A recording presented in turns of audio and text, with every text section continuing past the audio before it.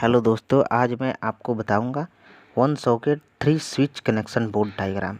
अगर आप कोई भी इलेक्ट्रिक बोर्ड बना रहे हो, जैसे मेन बोर्ड हो गया या आपको पैनल हो गया, तो आप बिना डायग्राम के नहीं समझ सकते हो, नहीं बना पाओगे।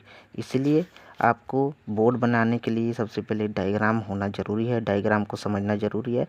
इसलिए मैं आज आपको बताऊंगा one socket 3 switch connection board का डायग्राम के आधार पे कनेक्शन भी बताऊंगा और आपको इसमें बहुत सारी जानकारी मिलेगी।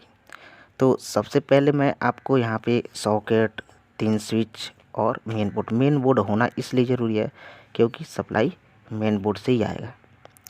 तो यहाँ पे मैं सॉकेट का सिंबल बना रहा हूँ, जैसे कि आप स्क्रीन पे देख रहे हैं। ये सॉकेट का सिंबल हो गया। फिर उसके बाद स्विच 1, फिर उसके बाद स्विच 2, फिर उसके बाद स्विच 3। अब स्विच 3 के बाद से हमारा मेन बोर्ड भी यहाँ पे बनाएंगे हम। जैसे कि आप देख सकते हैं यहाँ पे स्क्रीन पे ये हमारा सॉकेट 3 स्विच मेन बोर्ड बन गया। अब आपको अगर समझ में ना आए तो मैं इसके नीचे लिख के भी बताऊंगा कि कौन सॉकेट है, कौन स्विच है और कौन मेन बोर्ड है। तो जैसे में आप यहाँ पे देख सकते हो स्क्रीन पे कि हमारा ये डायग्राम यहाँ तक बन के तैयार हो गया। अब जो सॉकेट है, सॉकेट के नीचे हम सॉकेट लिखेंगे, जैसे कि आप स्क्रीन पे देख रहे हो। अब सॉकेट में क्या होता है, अर्थ होता है, फेस न्यूट्रल। तो अर्थ कभी भी ऊपर होता है, फेस राइट साइड में और न्यूट्रल लेफ्ट साइड में होगा। अब आप नीचे देखिए कि सॉकेट, मैंने यहाँ पे सॉकेट लिख दिया आपको समझने के लिए। अब ये स्विच 1 हो जाएगा।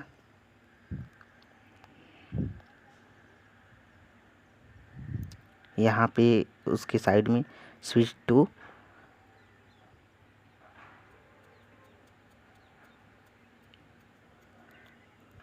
और यहाँ पे स्विच 3 हम लिख दिए। और जो ये लास्ट में है ये आपका मेन बोर्ड है, यहीं से सप्लाई देना है हमको बोर्ड में। जो मेन बोर्ड में है उसमें आपका जो ये ऊपर वाला सीन है, ऊपर वाला जो गोला, वो अर्थ है। इसमें क्या होता है, फेस लेफ्ट साइड में रहेगा और न्यूट्रल राइट साइड में रहेगा, जैसे कि आप यहाँ पे देख सकते हो। अब मैं यहाँ पे कनेक्शन करके आपको बताऊंगा कि क्या कनेक्शन कैसे होता है।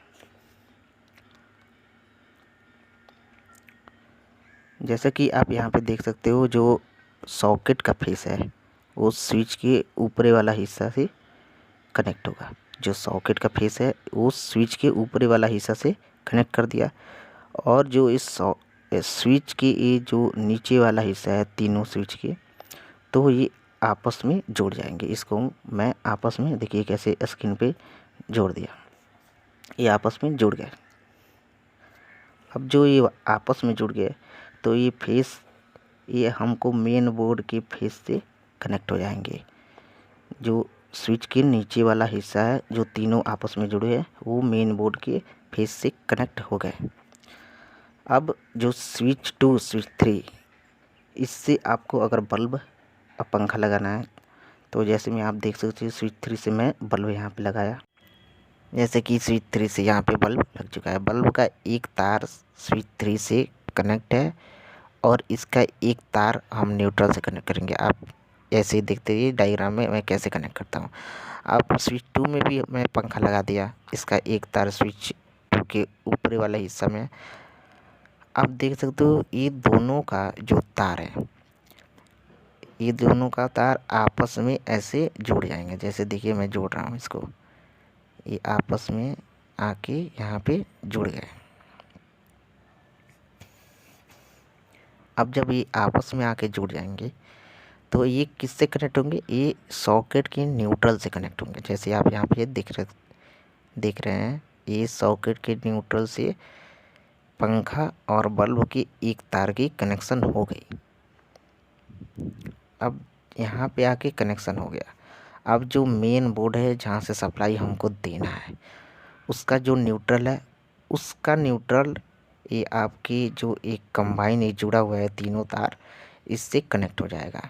जैसे कि देख सकते हो ये जो सॉकेट का न्यूट्रल और पंखा और बल्बों का जो एक तार है जुड़ा हुआ है, ये मेन बोर्ड के न्यूट्रल से जुड़ गया।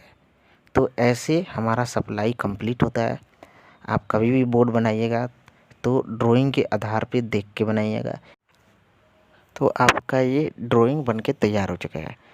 अब आप कभी भी बोर्ड बनाइएगा तो विदाउट ड्राइंग के बना नहीं सकते, इसलिए आपको ड्राइंग समझने में बहुत ज़रूरी है। ड्राइंग को समझना बहुत ज़रूरी है। जैसे कि आप यहाँ पे देख लिए कि 1 socket 3 switch connection board diagram मैंने बना के यहाँ पे कंप्लीट कर दिया।